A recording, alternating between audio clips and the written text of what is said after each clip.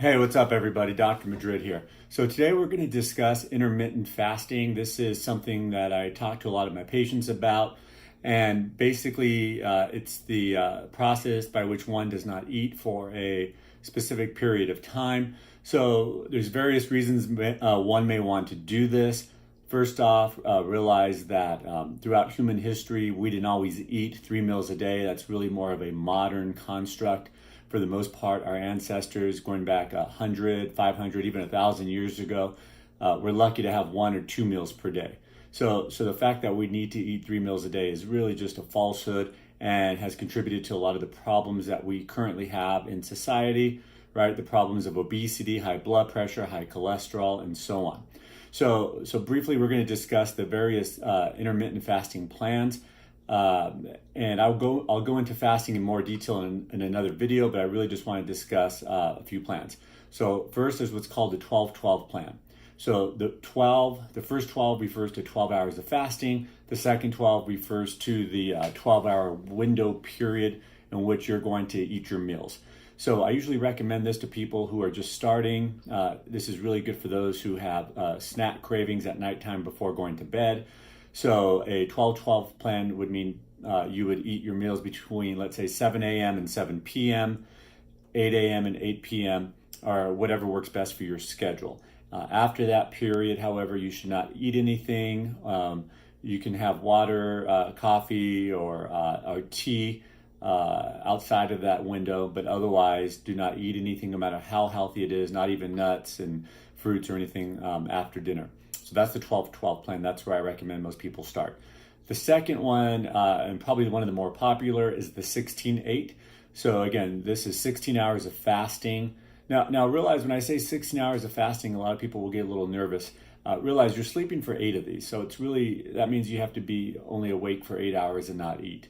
So a 16-8 is 16 hours of fasting and you're eating your meals within an 8-hour window. So, for example, you might have something to eat at 10 a.m. and be done with dinner by 6 p.m. If you prefer, you can have breakfast at 8 a.m. and then your last meal would be at 4 p.m. And then after 4 p.m., you would have no snacks, no food, no ice cream, no cereal, whatever it is that you might snack on before bed. And you'll notice that this will not only speed up your metabolism, it will help you sleep better, and it will help one lose weight as well. Now notice I'm not even discussing what to eat during the food period, and that's for another talk. Some people will be on a specific diet, maybe a Paleolithic diet, a keto diet, or even simply no diet at all. So really we're just talking about fasting here. The third fasting plan would be a 18-6. And again, fasting for 18 hours, you're eating in a 6-hour window. And the fourth one I'm going to discuss is called OMAD, 1 meal a day. And this is really a 23-1, where you're fasting for 23 hours a day and you're simply eating 1 meal a day. Now, if you want to eat breakfast, that's fine. If your 1 meal, you want it to be lunch, that's fine. If you want your 1 meal to be dinner, that's fine. So, but basically it's a 23-hour fast. During the fasting period, you're having water, black coffee, iced tea. That is all fine. And then you simply eat all your meals, all your calories within 1 day. So another strategy though too, upon doing this, I've had a lot of patients lose weight with this. They get their blood pressure under control. They even in some cases get off their diabetic medications for type 2 diabetes. So one of the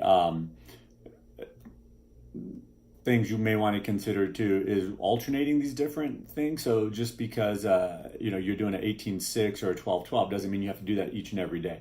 I frequently will alternate. So one day I might do a 12-12 where I'll have breakfast, lunch, and dinner, and might be followed that next day by a 23-1 where I'll simply go the whole day without eating and only have 1 meal. The next day would be a 16-8 and the next day an 18-6. So I alternate these meal plans around a lot. This has helped me to keep my weight down. As some of you may know, last year I weighed 247 pounds. I'm now down to 199 pounds. So I've essentially lost almost 50 pounds. And in the first 30 pounds I lost, I was not even exercising. So I did most of this through diet and intermittent fasting. And personally, I did a ketogenic diet. But again, that's for another talk. Today we're just discussing the fasting. Fasting has a lot of health benefits. It helps the body to heal itself. It gives the digestive system a break. The body will also undergo a process called autophagy after about 16 hours. And autophagy literally means self-eating, and this is where the body is scavenging itself and eating damaged cells, eating cancer cells, eating old cells, and using those the parts from those cells to recycle the DNA. It's recycling the DNA, recycling proteins, recycling amino acids. And so basically the body is destroying old and damaged cells and using those to create the new cells.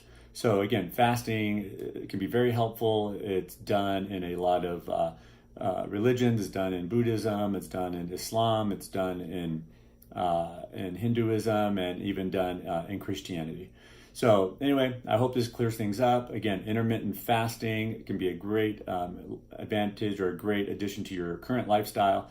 And keep watching the video. Share this with someone whom you think may benefit. Thank you and have a great day.